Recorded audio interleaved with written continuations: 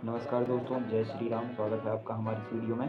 आज हम कक्षा छठवीं के संस्कृत विषय की दीपकम पुस्तकम से सप्तमः पाठः सातवां पाठ, जिसका नाम है अतिथि देवो भव, इसको पढ़ेंगे। अतिथि देवो भव का अर्थ होता है अतिथि भगवान के समान है। यह भारतीय संस्कृति का एक महत्वपूर्ण उपदेश है, जिसका तात्पर्य है घर में आए मेहमानों का सम्मान और सत्कार भगवान की तरह किया जाना चाहिए। तो आइए पाठ प्रारंभ करते हैं। भारतीय संस्कृतौ अतिथीनां नितरां महत्वम् अस्ति। भारतीय संस्कृति में अतिथियों का बहुत अधिक महत्व है। अतिथि देवो भव इति उपनिषदः वचनम् अस्ति। अतिथि देवो भव, यह उपनिषद का वाक्य है। अस्माकं देशे न केवलं मनुष्याः अपितु अन्ये प्राणिनः अपि अतिथिरूपेण प्रीतिपात्राणि भवन्ति। अर्थात हमारे देश में न केवल मनुष्य अपितु बल्कि अन्य प्राणिनः, अन्य प्राणी भी, अपि भी अतिथि रूपेण, अतिथि के रूप में प्रीति पात्राणि भवन्ति, अर्थात प्रेम के पात्र होते हैं। अतिथि सेवा पंचमहायज्ञेषु अंतर्भवन्ति। अतिथि सेवा करना, अतिथि की सेवा करना 5 महायज्ञों में एक यज्ञ मानी जाती है। अतिथि देवो भव इति वचनेन अतिथि सेवायाः भावः सर्वेषु जागरितः भवति। अतिथि देवो भव, इस वचन से अतिथियों की सेवा की भावना सभी के अंदर जागृत होती है। तादृशः कश्चन प्रसंगः अत्र पाठे दर्शितः। ऐसा ही कोई एक प्रसंग इस पाठ में दिखाया गया है। राधिका एषु दिनेषु कूर्दमाना एव चलति। राधिका इन दिनों कूदते हुए चलती है। यतः गृहे नूतनाः अतिथयः सन्ति, जब से घर में नए मेहमान आए हैं। के च विशिष्टाः सन्ति, वे विशिष्ट कौन हैं? माता पुत्रौ पुत्र्यौ च मिलित्वा ते तत्र 5 सन्ति। माता, पुत्र और 2 पुत्रियाँ, माता, 2 पुत्र और 2 पुत्रियाँ मिलकर के वे पूरे 5 हैं। अहोरात्रं तस्याः चिंता एकत्र एव, दिन और रात उसकी चिंता एक ही जगह है। गृहस्य छद्याः उपरि, कहाँ है उसकी चिंता? तो घर के छत पर है। तत्र एव तस्याः मनः अस्ति, वहीं पर उसका मन है। कौतूहलम अस्ति के ते इति, मन में जिज्ञासा होती है, कौतूहल होता है कि वे कौन हैं। ते न अन्ये, वे कोई और नहीं। काचित् मार्जारी, कोई बिल्ली है। तस्याः चत्वारः शावकाः, और उसके 4 बच्चे हैं। आम, हाँ। ते एव विशिष्टाः अतिथयः, वे ही विशिष्ट अतिथि, विशेष अतिथि हैं। सा तु तेषां नामानि अपि चिन्तितवती, उसने तो उनके नाम भी सोच लिए हैं। तन्वी, मृद्वी, सबलः, भीमः च इति, उनके नाम हैं तन्वी, मृद्वी, सबल और भीम। फिर आगे है, इसमें बहुत ही सुंदर चित्र दिखाया गया है बिल्ली और उसके बच्चों का। फिर आगे है, तन्वी आकृत्या सुंदरी, तन्वी देखने में बहुत सुंदर है। मृद्वी स्पर्शेन अतीव कोमला, और मृद्वी जो है वो छूने में बहुत ही ज़्यादा कोमल है। सबलः चित्रवर्णाः, सबल जो है वो रंग बिरंगा है। तथा च भीमः किंचित स्थूलः, और भीम जो है वह थोड़ा मोटा है। मार्जारी कदा गच्छति कदा आगच्छति एतत् सर्वम् अपि राधिका जानाति, बिल्ली कब आती है और कब जाती है यह सब कुछ राधिका जानती है। सा मार्जार्यै क्षीरं ददाति, वह बिल्ली को खीर देती है। मार्जारी पिबति, बिल्ली पीती है। अनंतरम सा धन्यवादम राधिकां पश्यति, उसके बाद वह राधिका को धन्यवाद पूर्वक देखती है। किंतु शावकानां समीपम राधिका गच्छति, लेकिन जब बच्चों के पास में राधिका जाती है, चेत मंदम मंदम पृष्ठतः आगच्छति, तो बिल्ली राधिका के पीछे धीरे धीरे आती है। राधिकां दृष्ट्वा शावकाः भीताः न भवन्ति, राधिका को देख करके बिल्ली के बच्चे डरते नहीं हैं। पितामही राधिकायाः कार्यकलापान् दृष्ट्वा हसति, पितामही अर्थात दादी, दादी राधिका के कामों को देख करके हंसती हैं। फिर सा राधिकां वदति, वह राधिका से कहती हैं। राधिके अतिथयः कदा आगच्छन्ति, वह राधिका से कहती हैं, हे राधिका, अतिथि कब आते हैं? इति न जानीमः, यह हम नहीं जानते। किंतु यदा ते अत्र आगच्छन्ति, किंतु जब वे यहाँ आते हैं, तदा तेषाम् एतादृशी सेवा करणीया, तब उनकी ऐसी ही सेवा करनी चाहिए। राधिका पितामह्याः कंठं परितः मालाम् एव हस्तौ स्थापयन्ति, राधिका दादी के पास आकर के और उनके गले में अपने दोनों हाथ डालती है जैसे माला डालते हैं और पूछती है अस्तु करोमि, ठीक है करूँगी, किंतु किमर्थम, लेकिन क्यों करना चाहिए। पितामही वदती, तो दादी कहती हैं अतिथि देवो भव, अतिथि भगवान के समान होते हैं, अर्थात अतिथि अस्माकं देवः, अर्थात अतिथि हमारे देवता होते हैं। इति चिंतयतु, ऐसा सोचो, तस्य आदरेण सेवाम, उनकी आदर से सेवाम करोतु, उनकी आदर पूर्वक सेवा करो। अतिथि राधिका आदिनम मंत्रम एव वारम वारम वदति, राधिका दिन भर मंत्र की तरह यही बोलती है, अतिथि देवो भव, अतिथि देवो भव। अनंतरम सा तन्वीं मृद्वीं सबलम भीमं च वात्सल्येन वदति, उसके बाद वह तन्वी, मृद्वी, सबल और भीम इनको वात्सल्य पूर्वक मतलब प्रेम से कहती है। जानन्ति किम, क्या तुम जानते हो क्या, अतिथि देवो भव, अतिथि देवता के समान होते हैं। भवन्तः अपि वदन्तु, तुम भी बोलो अतिथि देवो भव। तो अब इसी के साथ में ये पाठ की कहानी समाप्त होती है। अब हम इस पाठ का अभ्यास कार्य करेंगे। तो अभ्यास कार्य में पहला वाला प्रश्न है अधोलिखितानां प्रश्नानां उत्तराणि एक पदेन लिखन्तु, नीचे दिए गए प्रश्नों के उत्तर एक शब्द में लिखिए। पहला वाला प्रश्न है इसका राधिका कथम चलती, राधिका कैसे चलती है, तो राधिका इसका उत्तर हो जाएगा कूर्दमाना एवं मतलब कूदते हुए। दूसरा वाला प्रश्न है गृहे कति अतिथयः सन्ति, घर में कितने अतिथि हैं, तो उत्तर हो जाएगा इसका पंच। अगला प्रश्न है काम दृष्ट्वा शावकाः भीताः न भवन्ति, अर्थात किसको देखकर बिल्ली के बच्चे डरते नहीं हैं, तो उत्तर हो जाएगा राधिका। फिर इसके बाद घ वाला देखेंगे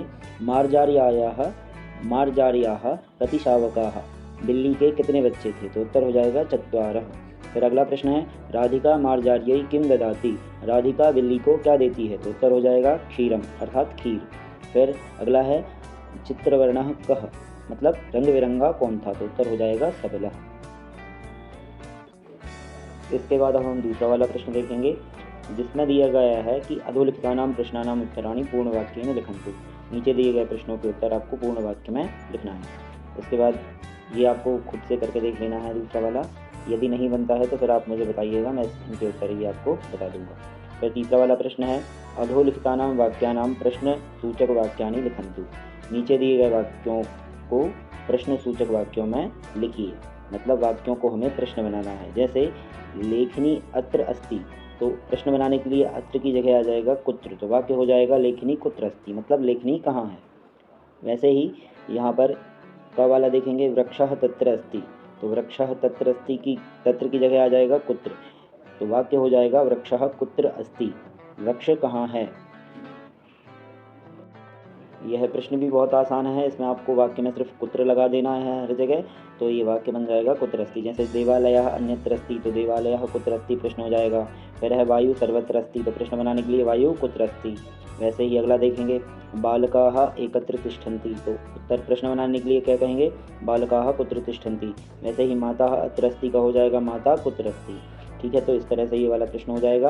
अगला प्रश्न देखेंगे, इसमें करना है हमको उत्पीठिकायां किम अस्ति किम न अस्ति इति चित्रम दृष्ट्वा लिखन्तु, उत्पीठिका पर मतलब टेबल पर क्या है क्या नहीं है यह चित्र में देख करके लिखिए। तो ये आपको इसमें एक मंजूषा दी गई है, उनमें से आपको उत्पीठिका मतलब टेबल पर क्या है क्या नहीं है वो लिख करके दिखाना है। जैसे जो सामग्री दिख रही है आपको, उनमें से ये जो मंजूषा है इसमें क्या है क्या नहीं है वो लिखना है। ठीक है, जैसे मंजूषा से जो शब्द दिया गया है वो अगर आपको टेबल पे दिख रहा है तो अस्ति लगा देंगे, यदि मंजूषा का शब्द टेबल पे आपको नहीं दिख रहा है तो आप ना अस्ति लगा देंगे। जैसे यथा उत्पीठिकायां पुस्तकम अस्ति, तो पुस्तक दिख रही है आपको तो उत्पीठिकायां पुस्तकम अस्ति।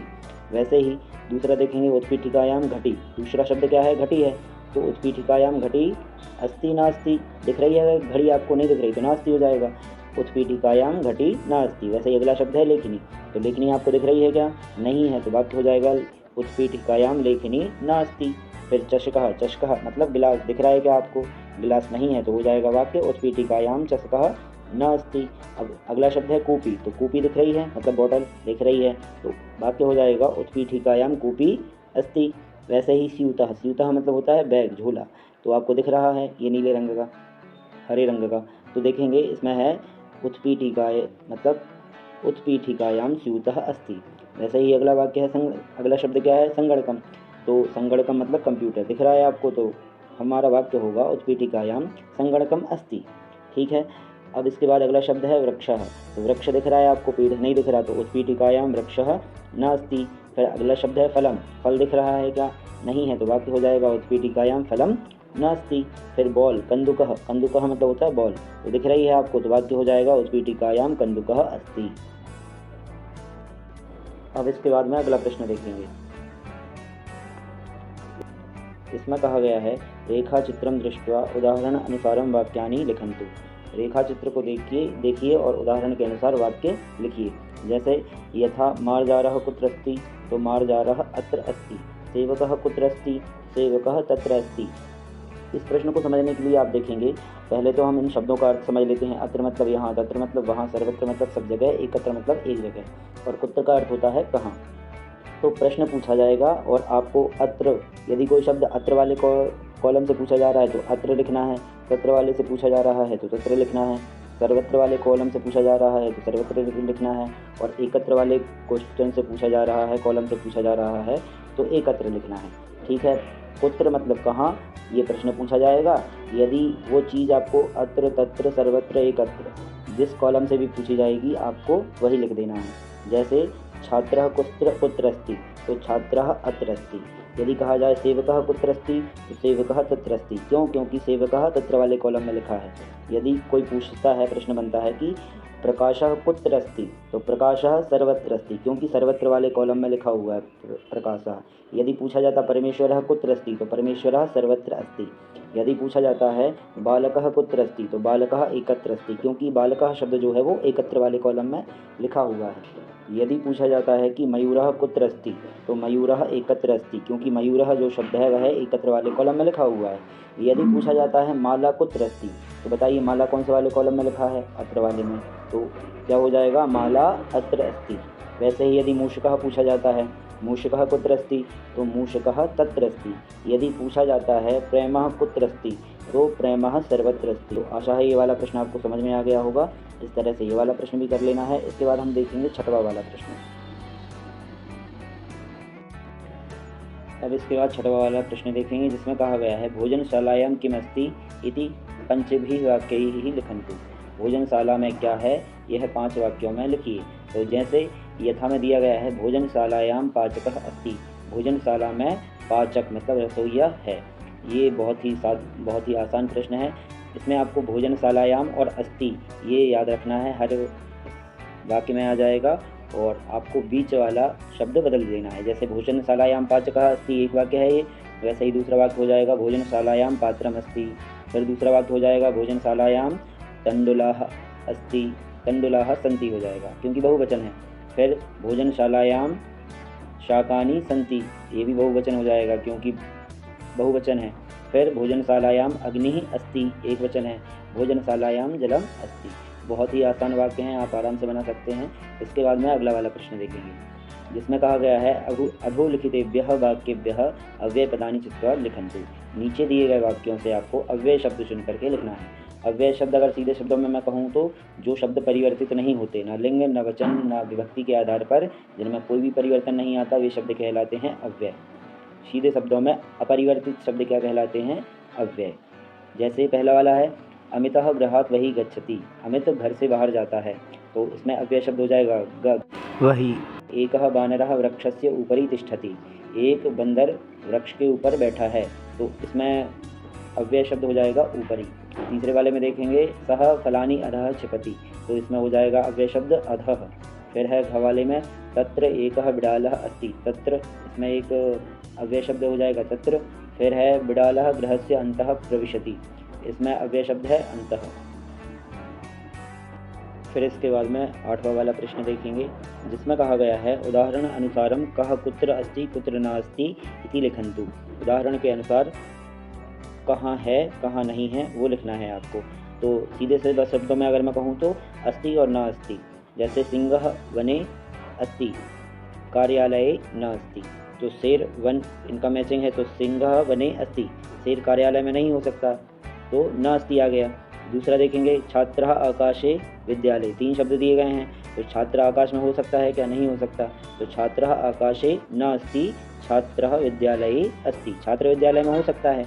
वैसे ही मत्स्यः समुद्रे और वृक्षे 3 शब्द हैं, तो मछली जो है वह समुद्र पर हो सकती है, वृक्ष पर नहीं हो सकती। तो वाक्य हो जाएगा मत्स्यः समुद्रे अस्ति, मत्स्यः वृक्षे न अस्ति।